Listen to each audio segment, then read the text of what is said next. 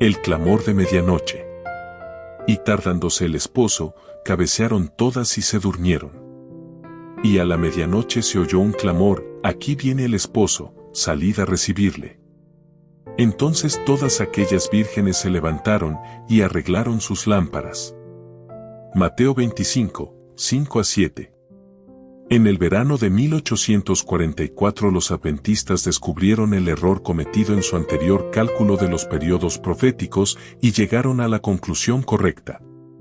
Los 300 días de Daniel 8:14, que todos creían llegaban hasta la segunda venida de Cristo, se creía que terminaban en la primavera de 1844, pero entonces se vio que ese periodo se extendía hasta el otoño de ese mismo año, y la mente de los adventistas se fijó en esa fecha como el momento de la aparición del Señor. La proclamación de este mensaje, relativo a un tiempo definido, fue otro paso en el cumplimiento de la parábola de las bodas, cuya aplicación a la experiencia de los adventistas ya ha sido claramente demostrada.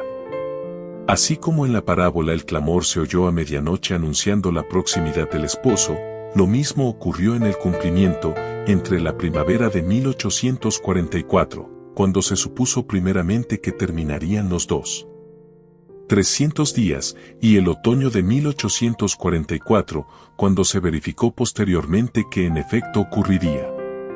Se levantó entonces un clamor con las mismas palabras de la Escritura: aquí viene el esposo, salid a recibirle. Como una marea el movimiento avanzó por todo el país. De ciudad en ciudad, de aldea en aldea, fue hasta los lugares más remotos de la nación, hasta que el expectante pueblo de Dios se despertó plenamente. El fanatismo desapareció ante esa proclamación, como la helada matutina ante el sol naciente. Los creyentes una vez más verificaron que su convicción, su esperanza y su valor animaban sus corazones. La obra estaba libre de los extremismos que siempre se manifiestan cuando la excitación humana no está bajo la influencia dominante de la palabra y el Espíritu de Dios. Se parecía a esos periodos de humillación y de vuelta al Señor que se manifestaban en el antiguo Israel después de los mensajes de reprobación de los siervos de Dios. Tenía las características que han distinguido a la obra de Dios en todas las épocas. No había mucho éxtasis gozoso, pero sí mucho profundo examen de conciencia, confesión de pecados y abandono del mundo. La preparación para salir al encuentro del Señor era la grave preocupación de los espíritus agonizantes. Había oración perseverante y consagración a Dios sin reservas. El clamor de medianoche no se basaba tanto en los argumentos, aunque la prueba bíblica era clara y concluyente. Avanzó con un impulso poderoso que conmovía el alma. No había duda ni discusión. En ocasión de la entrada triunfal de Cristo en Jerusalén, la gente que se había reunido de todas partes del país para celebrar la fiesta se dirigió al Monte de las Olivas y, al reunirse con la multitud que escoltaba a Jesús, se dejó posesionar por la inspiración del momento y contribuyó a ampliar el clamor que decía: bendito el que viene en el nombre del Señor. Mateo 21:9. De la misma manera los incrédulos que se congregaban en las reuniones adventistas, algunos por curiosidad, otros solo para reírse, sintieron el poder convincente que acompañaba a este mensaje: aquí viene el esposo. En aquel tiempo se manifestó tal fe que las oraciones obtenían respuesta, una fe que se aferraba a la recompensa. Como lluvia sobre la tierra sedienta, el Espíritu de gracia descendió sobre los fervorosos buscadores. Los que esperaban encontrarse pronto frente a su Redentor experimentaron una solemne e indecible alegría. El poder suavizante y subyugador del Espíritu Santo enternecía los corazones a medida que cada onda de la gloria de Dios descendía sobre los fieles creyentes. Cuidadosa y solemnemente los que recibían el mensaje llegaron al momento cuando esperaban encontrarse con su Señor. Creían que su primer deber consistía en asegurarse cada mañana de que habían sido aceptados por Dios. Sus corazones estaban estrechamente unidos y oraban mucho los unos por los otros. A menudo se encontraban en lugares aislados para estar en comunión con el Señor, y la oración intercesora ascendía al cielo desde los campos y huertas. La seguridad de la aprobación del Salvador era más necesaria para ellos que su alimento diario, y si una nube oscurecía sus mentes no descansaban hasta disiparla. Al experimentar el testimonio de la gracia perdonadora deseaban contemplar a aquel a quien sus almas amaban. Desilusionados pero no abandonados. Pero nuevamente tendrían que soportar una desilusión.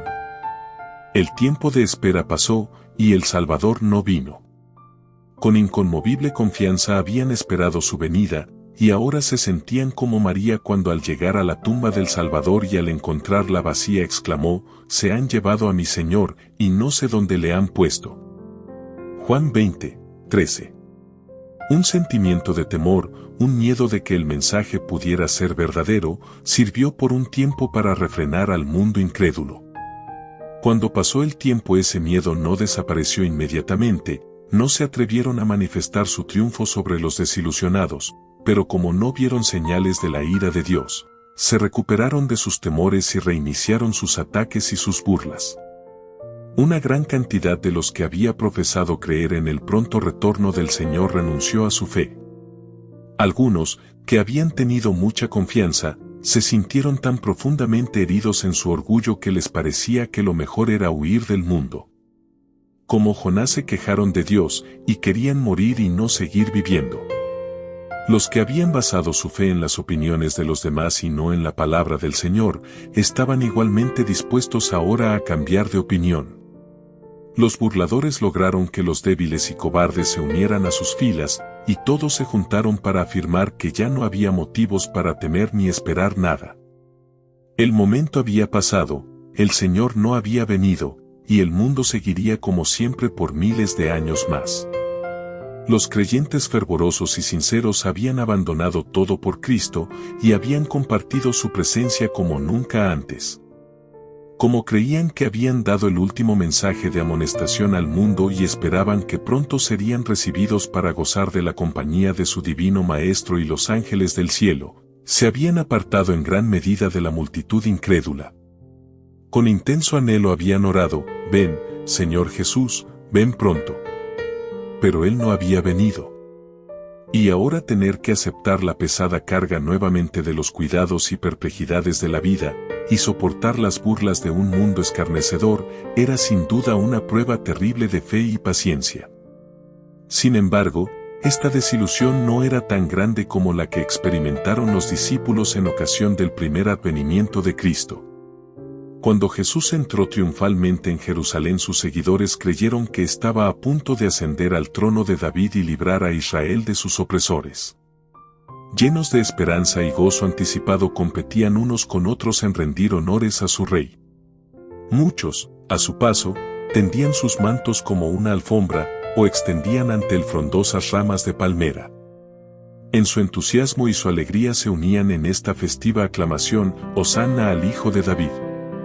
Cuando los fariseos, perturbados y airados por esa manifestación de júbilo, querían que Jesús reprendiera a sus discípulos, él respondió: «Os digo que si estos callaran, las piedras clamarían». Lucas 19:40. La profecía debía cumplirse. Los discípulos estaban llevando a cabo el propósito de Dios, pero estaban condenados a experimentar un amargo desengaño. Solo pasaron unos pocos días y ya tuvieron que presenciar la dolorosa muerte de su Salvador y llevarlo hasta la tumba. Sus expectativas no se habían cumplido en absoluto y sus esperanzas murieron con Jesús.